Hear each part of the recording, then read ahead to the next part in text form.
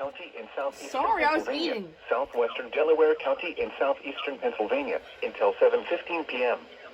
At 6:19 p.m., a severe thunderstorm was located near Wakefield, moving east at 35 miles per hour.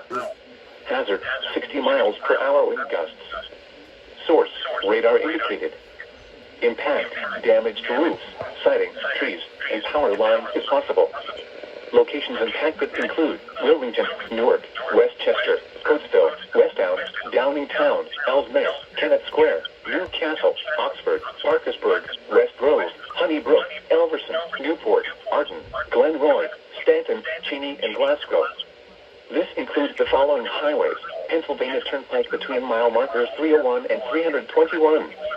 Interstate 95 in Pennsylvania between mile markers 0 and 2. Interstate 95 in Delaware between mile markers 0 and 23. For your protection, move to an interior room on the lowest floor of a building. Repeating, a severe thunderstorm warning has been issued until 7:15 p.m. for the following county: Newcastle, Delaware, and the following counties in Pennsylvania: Chester and Delaware.